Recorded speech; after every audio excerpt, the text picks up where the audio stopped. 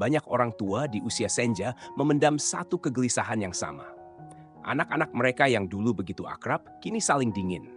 Kakak adik saling mendiamkan, saling menyindir masa lalu, bahkan duduk semeja pun sulit. Hari raya yang seharusnya jadi momen kebersamaan malah berubah jadi ajang ketegangan. Dan di tengah semua itu, seorang ibu yang sudah lanjut usia hanya bisa memendam perasaan. Hatinya sakit, tapi tetap berusaha jadi penengah. Menjaga agar keluarga tetap utuh meski jiwanya sendiri semakin rapuh. Namun, sampai kapan? Apakah seorang ibu harus terus jadi penengah, berkorban demi keharmonisan semu? Atau, bolehkah seorang ibu memilih untuk berhenti, menjaga hatinya sendiri, menentukan batasnya sendiri? Hari ini, kita akan mendengarkan kisah seorang ibu berusia 25 tahun yang juga menghadapi dilema ini. Tapi dia tidak memilih untuk terus bersabar tanpa batas. Dia juga tidak menunggu keajaiban dari anak-anaknya.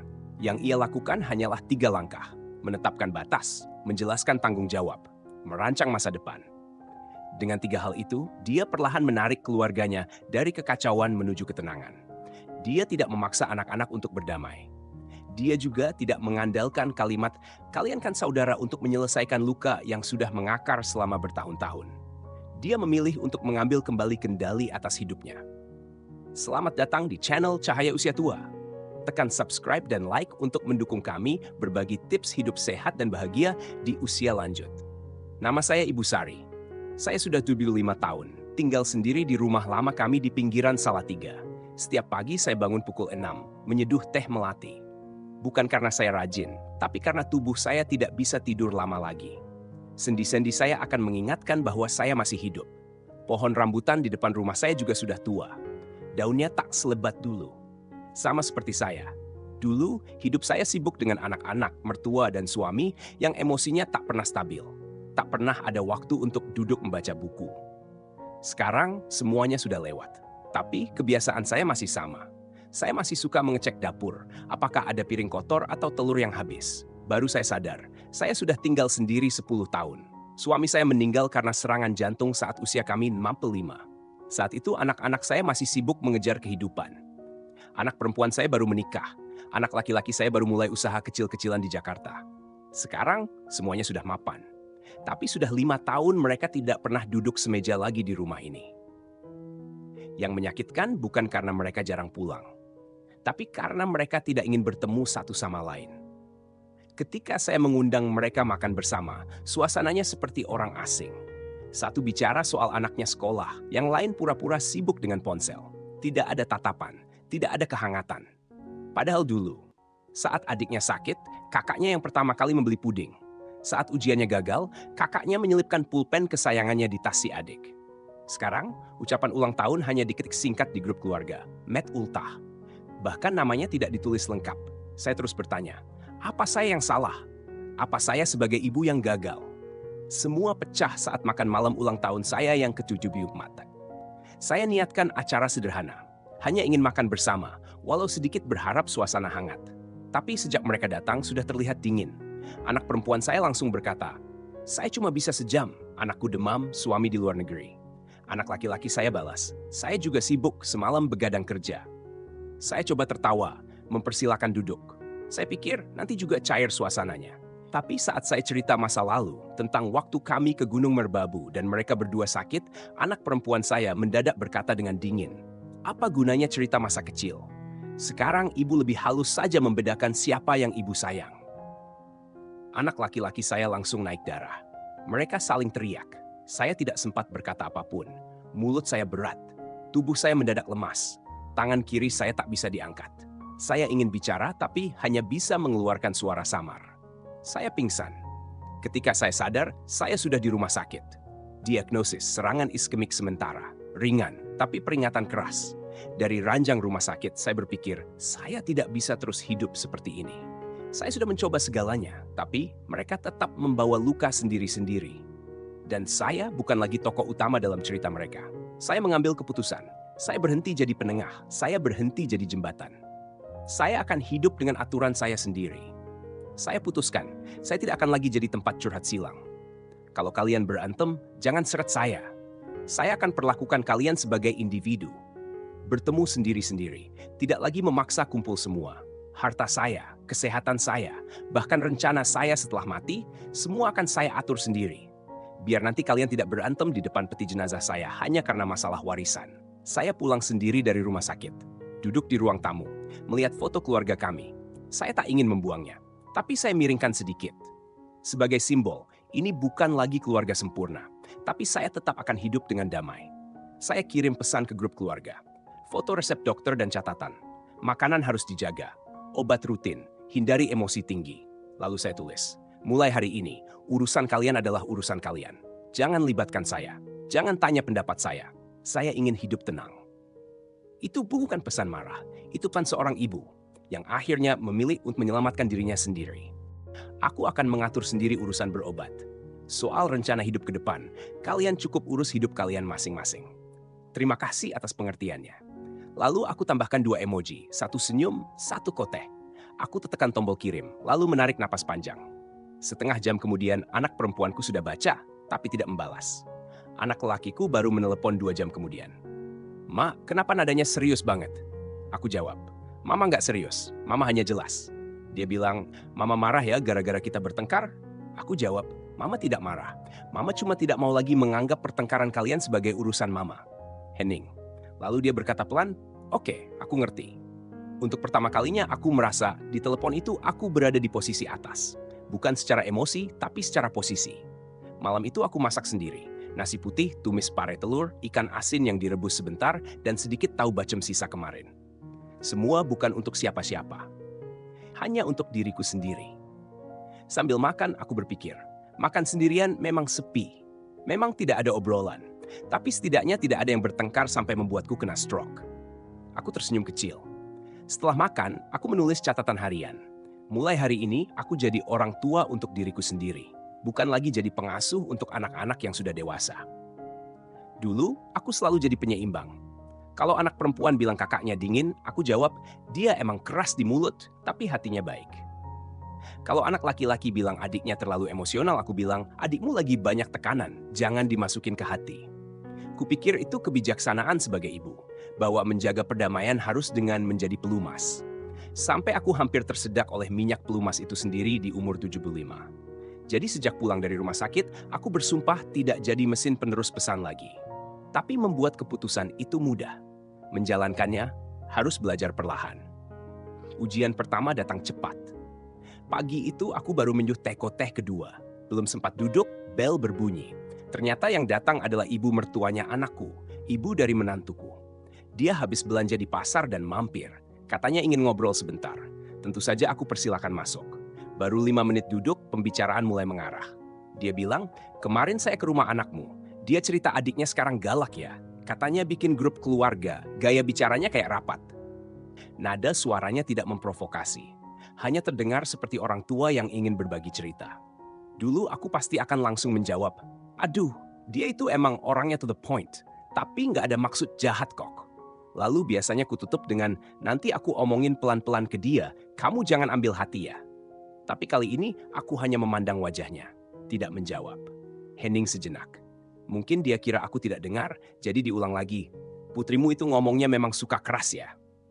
Aku angkat cangkir teh seruput pelan, lalu berkata, "Sekarang aku tidak ikut campur urusan anakku lagi. Aku fokus dengan hidupku sendiri." Dia terdiam, lalu hanya berkata, "Oh."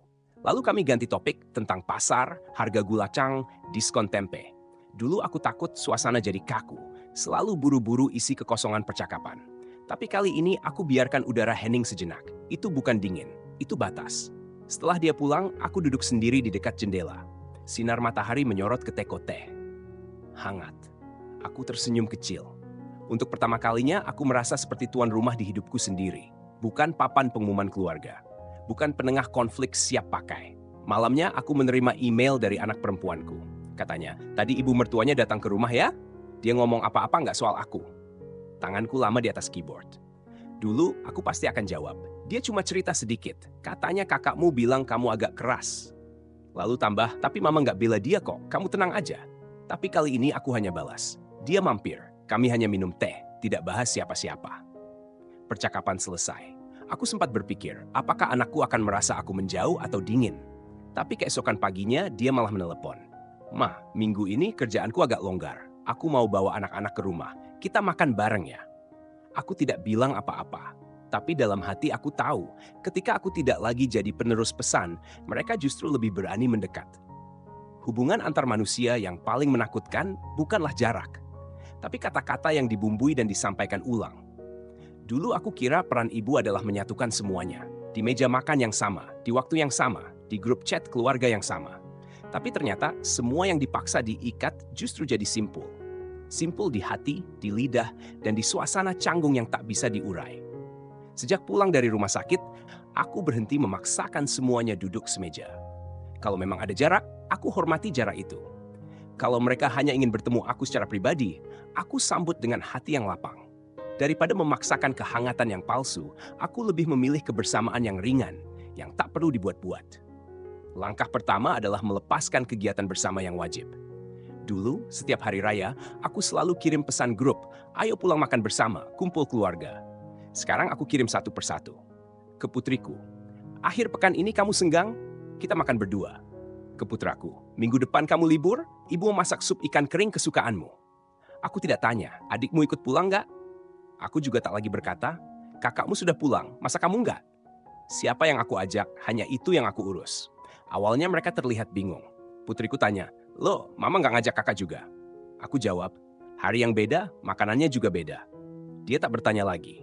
Hari itu dia pulang, pakaiannya sederhana, wajahnya tampak letih. Aku langsung sajikan tahu bumbu dan teh kurma dengan bunga osmanthus. Kami duduk di dapur, makan sambil bicara. Dia cerita tentang drama di tempat kerja, soal suaminya yang makin jarang di rumah. Dulu dia tak pernah cerita begitu. Setiap pulang selalu marah, kakak ngomong apa lagi ke mama? Hari itu, dia hanya cerita sebagai seorang anak perempuan, bukan adik yang sedang terluka. Aku hanya mengangguk dan bilang, kalau kamu perlu tempat tenang sebentar, rumah ini selalu ada kamar kosong buat kamu. Dia tersenyum, belum perlu ma. Tapi tahu ada tempat buat istirahat itu rasanya lega. Minggu berikutnya, giliran putraku. Dia menyetir jauh-jauh dari Taichung setelah pulang kerja. Aku masak sup ikan kering dan tumis kailan dengan daging sapi, kesukaannya. Saat aku sajikan, dia tertawa. Mama masih ingat aku nggak suka bawang putih ya? Aku jawab, tentu. Bahkan mama ingat dulu, kamu suka pilih-pilih wortel dari piringmu. Kami makan sambil ngobrol. Dia cerita tentang proyek konstruksi yang sedang dia urus, klien yang terus minta potong anggaran. Dia tak sebut nama adiknya, dan aku pun tak tanya. Setelah makan, dia malah bantu benerin pompa air di tangki atas rumah. Dulu, dia selalu buru-buru pulang, bilang, aku nggak ngerti mesin rumah mama. Tapi kali ini dia naik sendiri, tangan penuh kerak, turun sambil bercanda.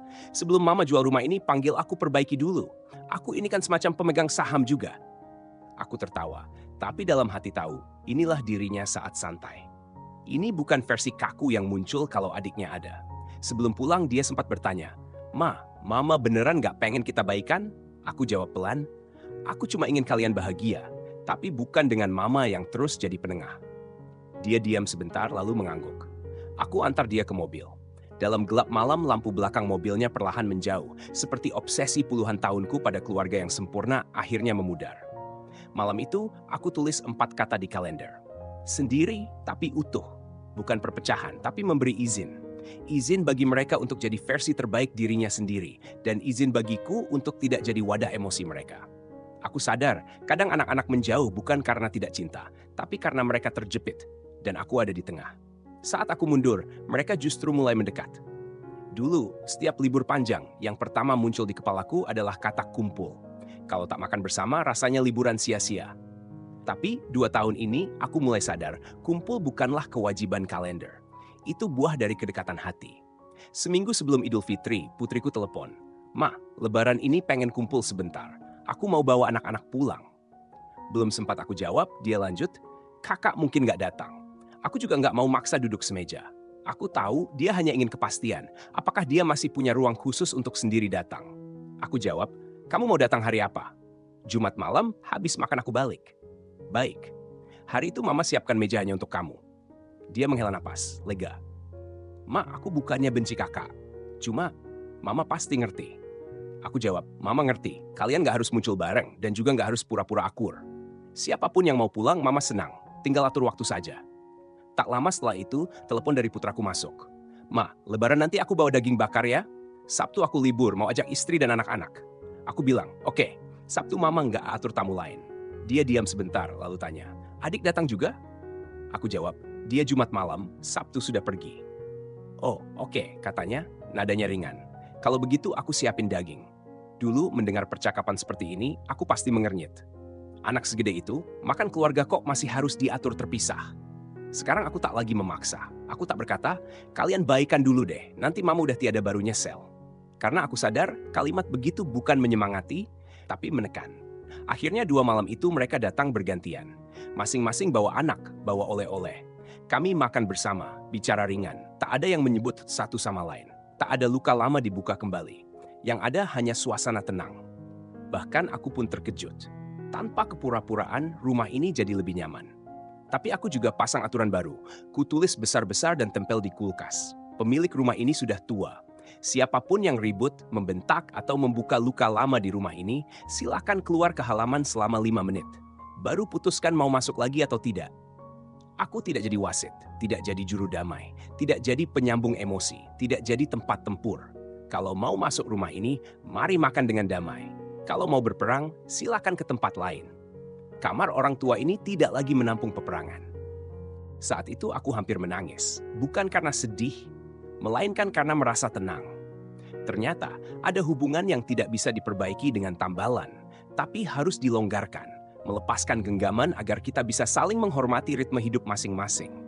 Dan saat tidak saling tarik-menarik, kita justru akan menemukan cara sendiri untuk saling mendekat. Beberapa bulan berikutnya, hidupku menjadi lebih teratur. Putriku datang rutin membelikan obat, putraku selalu mengantar ke rumah sakit tepat waktu. Mereka tidak banyak bicara, tapi diam-diam semua dokumen dan kartu-kartuku diatur rapi. Tabel giliran yang kutempel di pintu dapur kini menjadi bagian dari rutinitas tanpa keluhan. Bahkan sesekali mereka menggantikan tugas satu sama lain tanpa diminta. Pernah suatu kali, aku duduk menunggu giliran di rumah sakit. Di sampingku seorang ibu tua mengeluh. Anakku laki-laki tinggal di luar negeri. Anak perempuan sibuk kerja, kalau sakit nggak ada yang bisa temani. Aku tak banyak bicara, hanya menggenggam tangannya pelan. Aku tahu tidak semua orang bisa membuat pengaturan seperti ini. Aku bersyukur. Tapi ini bukan sekadar keberuntungan. Ini karena aku bersedia untuk sedikit mundur dari peran sebagai ibu dan mulai hidup sebagai seorang lansia yang mandiri. Punya batasan, punya aturan, dan punya kehendak. Aku sadar saat anak-anak masih kecil, mereka butuh kita yang memegang kemudi. Tapi ketika mereka dewasa, kita justru harus belajar menepi. Menepi bukan berarti menyerah. Menepi adalah berhenti sejenak agar setiap kapal dalam keluarga ini bisa menentukan arah sendiri, tanpa harus terus ditarik tali. Musim dingin tahun lalu, kami tidak makan malam bersama. Tidak ada foto keluarga. Tapi aku menerima 2 kartu ucapan tulisan tangan dari anak-anakku. Putraku menulis, "Ma, kadang kami bukan tak ingin dekat. Kami hanya takut kalau terlalu dekat, kita akan bertengkar lagi. Terima kasih karena ibu memilih mundur selangkah agar kami bisa lebih berani mendekat." Putriku menulis, "Ma, terima kasih karena ibu sekarang begitu tegas dan jelas. Ibu mengajariku bahwa menjadi wanita yang menua bukan berarti semakin hilang, tapi semakin bersinar." Mataku berkaca-kaca, bukan karena kata-kata manis itu, tapi karena aku yakin batasan yang kutetapkan bukanlah bentuk egoisme, tapi cinta yang lebih dalam. Bukan lagi pengorbanan untuk menjaga kebersamaan, tapi harga diri demi menjaga kedamaian. Sekarang aku percaya, bentuk terbaik seorang perempuan di usia senja bukanlah yang terus mengalah demi anak, melainkan yang bisa berdiri tegak seperti gunung, agar anak-anak tahu bahwa apapun yang terjadi di luar sana, di sini selalu ada satu tempat yang kokoh dan tenang. Keluarga ini tak lagi membutuhkan aku sebagai penengah. Juga tak lagi butuh kepura-puraan demi terlihat utuh. Yang dibutuhkan kini hanyalah diriku yang hidup dengan jelas dan tenang. Dalam hati aku membisikkan 4 kata. Tidak sempurna, tapi stabil. Pertama kali aku mulai menjalani jadwal itu adalah saat kontrol ke rumah sakit. Aku sudah menyiapkan kartu berobat dan dokumen lain, duduk di depan pintu menunggu anakku datang menjemput. Begitu dia tiba dan melihat adiknya tidak ikut, dia terlihat lega. Sepanjang jalan dia menyetir sambil bertanya, "Belakangan ini masih ada yang tidak nyaman? Masih bisa makan dengan baik?" Aku mengangguk dan bilang, "Aku sudah makan dengan perlahan dan makanan ringan, sesuai saran dokter." Dia bilang, "Kalau ibu bisa atur seperti ini, sebenarnya kami berdua juga jadi lebih ringan." Aku ingin bilang, andai aku tahu lebih awal, mungkin aku tidak akan capek seperti dulu. Adikku juga mengikuti jadwal. Dia bantu ambil obat di apotek. Suatu kali, dia bahkan membeli beberapa masker uap mata dari Jepang untukku. Gunakan ini sebelum tidur, supaya kepalamu tidak terlalu sakit, katanya. Dia pun tidak lagi mengeluh soal kakak kami yang tidak membalas pesan. Sebaliknya, dia mulai bercerita tentang hidupnya sendiri. Anaknya akan masuk universitas dan dia baru dipindahkan untuk mengajar kelas 5 SD. Muridnya sangat nakal. Dia bercerita dengan ringan dan aku juga mendengarnya dengan ringan. Kami tidak lagi menjadikan konflik keluarga sebagai bahan obrolan harian. Kami mulai berbagi tentang hidup kami masing-masing. Saat tahun baru, aku membuat pengecualian. Aku mengundang kedua anakku untuk pulang, tapi tidak makan bersama. Aku atur 2 waktu berbeda. Putriku datang siang hari untuk makan hotpot, putraku datang sore untuk makan malam tahun baru.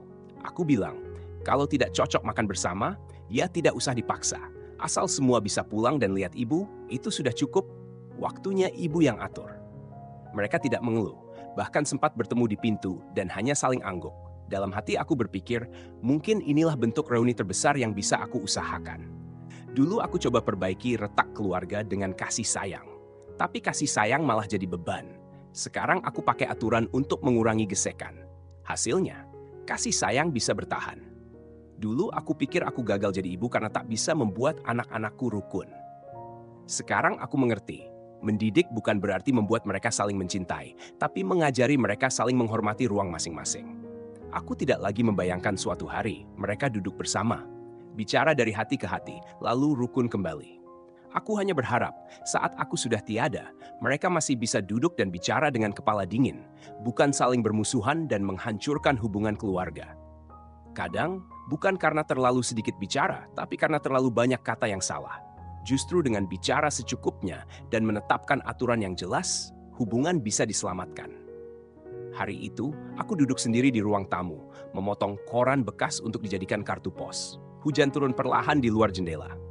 Aku mendengarkan suara hujan sambil berpikir, hidupku ini mungkin tidak ada yang luar biasa, tapi setidaknya di tahun-tahun terakhir ini, aku bisa menjaga sedikit ketenangan, sedikit martabat, dan yang paling sulit, sedikit kedamaian.